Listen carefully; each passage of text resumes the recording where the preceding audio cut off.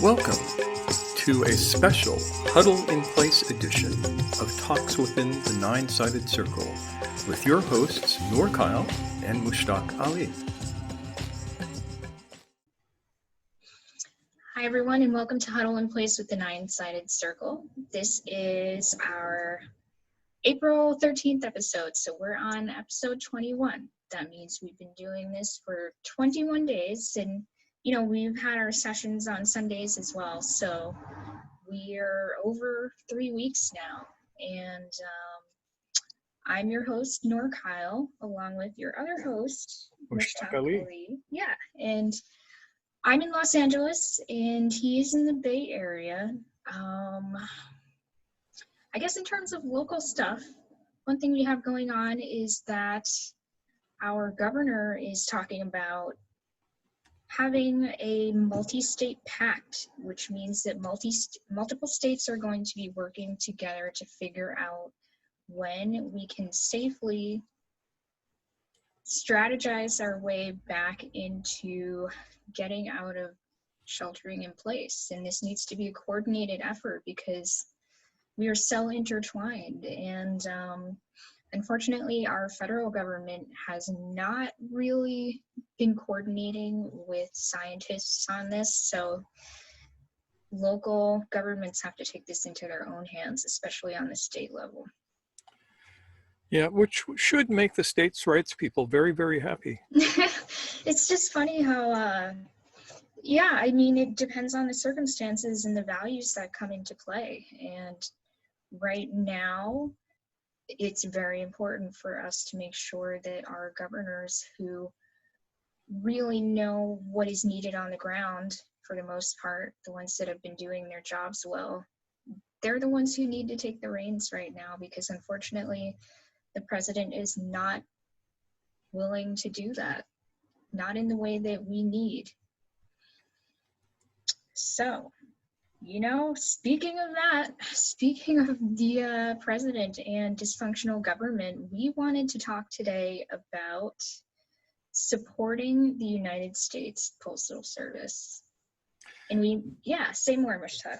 So let's start with a bit of history. The United States Postal Service is mandated by the Constitution of the United States in Section 3, Paragraph 7 of the Constitution. It says, did a little bit of research for this. This is something that is near and dear to my heart. Yeah. And so if you love the Constitution, the post office is part of that. And a whole lot of us took oaths to uphold and protect the Constitution of the United States. And that includes every bit of it, even the bits that we don't like. Yep. So here we are looking at this incredibly important institution that has been under attack by certain elements within the political system for quite some time now, basically since Reagan. And we will be a lot poorer for it if we lose it. When you send a letter through the post office, it has more protection from end to end, from the moment you drop it into the box to the moment the mail delivery person drops it in your mailbox than pretty much any other form of communication.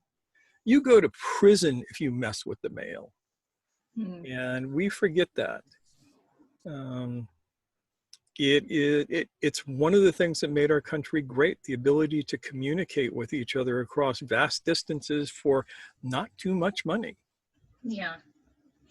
Yep. And this is something that has been at risk for some time now as a result of some policy changes a while back, as a result of this idea that they needed to fund their retirement benefits a little bit differently. And instead of being given 30 to 40 years like a lot of corporations might, they were given 10 years, which means they were forced into a position where all of their revenue had to go into something that had to be paid up front. And as a result, they've been pushed into bankruptcy, basically. Yeah, and this was intentional. This was meant to happen. This Yeah. is an underhanded way to get rid of the post office. Hmm. Right. And I think that it's time for those of us who actually appreciate the Constitution and appreciate what the post office did to make America great, that we say that the post office is worthy of our support way more than any hedge fund is, way more than any um, Wall Street, uh, stockbroker is, and say to our Congress critters, make the money go to the post office. Yeah, and this is a sticking point because in our most recent emergency stimulus package, one of the points that Trump made was that he was going to veto the package if there were any concessions for the Postal Service within that bill. What ended up happening was the Postal Service was given a loan, but they don't have the money to pay back that loan at this point. So really, this is just crumbs for them. And Trump got his way. As a result, we don't know if we're going to be able to have a soluble postal service between June and September. By that time, they may be completely out of funds. So that's why we're talking about this today, because there are things that we can do to help. And this is important because so many people who are not able to pay premiums to receive their mail and such, they're receiving it thanks to the United States Postal Service. So these are people who live in rural areas. These are people who are low income, people who are disabled. Everyone is getting their medicine from the VA, for example, through the United States Postal Service right now.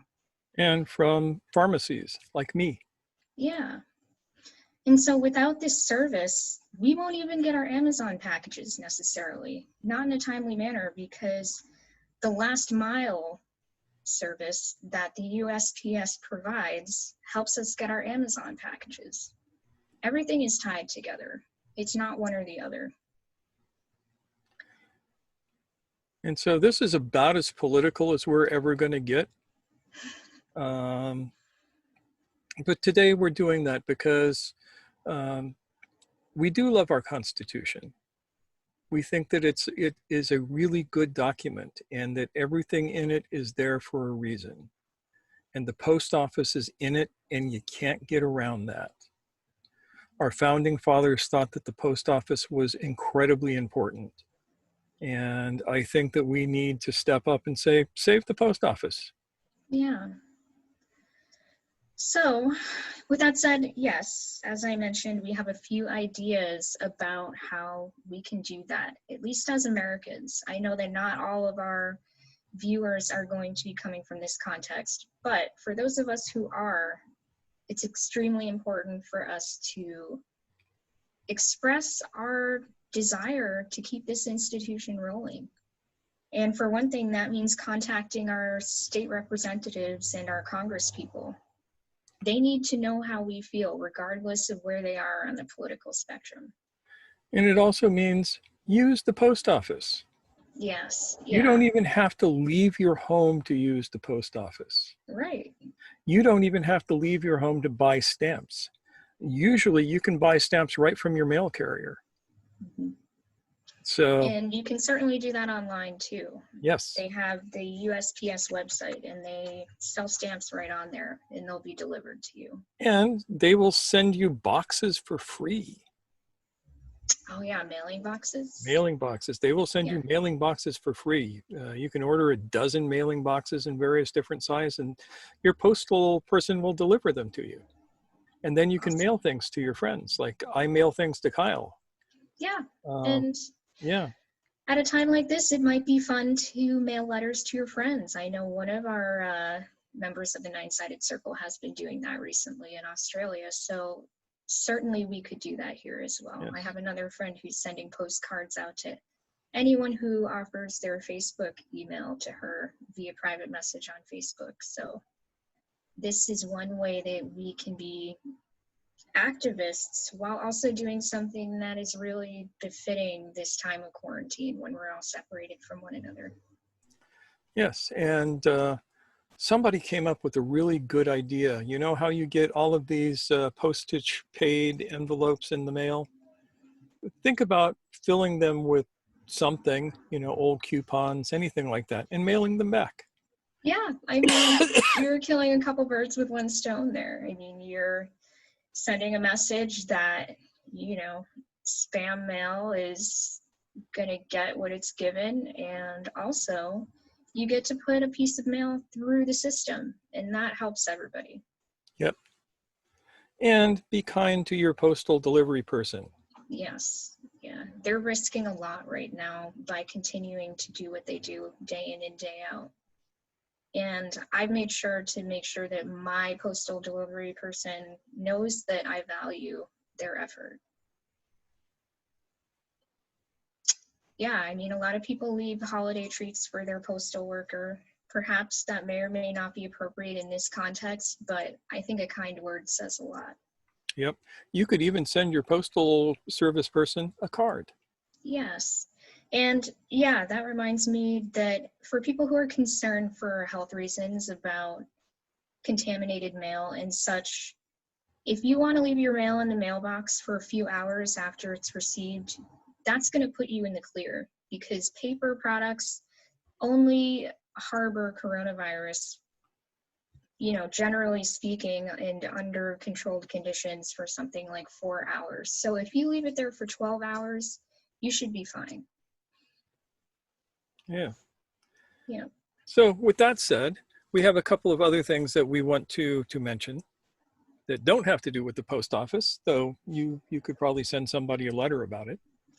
The first is, last night, we had the privilege and pleasure of having Dr. William Ernohazy, MD, on with us for an hour and a half answering our questions about the coronavirus. He has more certifications than he knows what to do with. He is, you know, an emergency medicine specialist and has been in the field for a long time, has done the military work with the Navy, all of this kind of crazy stuff.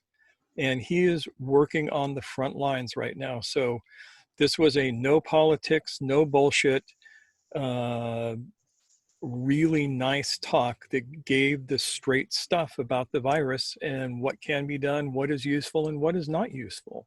Right. And you could tell that providing this information felt like, you know, a duty to him, so that we are well informed and we're able to make the best choices we're able to make with the circumstances we're dealt. And so there will be a link up over here, so that you can find that. So, do we have anything else we need to add? Stay safe. Yeah, as always, stay safe, look out for each other. Be kind to each other. Yeah, to make sure that we stay as safe as possible, and we're going to get through this. And let somebody know that you love them today. Yeah. Yes, maybe even via a letter, whatever works. Yeah. Love letters used to be a thing. When I was young, I wrote love letters, and they were very nice. I have a box full of them. Aw. Yeah. Tucked away in storage. I do too. I have a couple that I've saved. Yeah. Well, I think that's all we have for today, but we will be back tomorrow, as we always are, Monday through Saturday, with a special thing on Sundays. So take care till tomorrow. Alrighty, bye.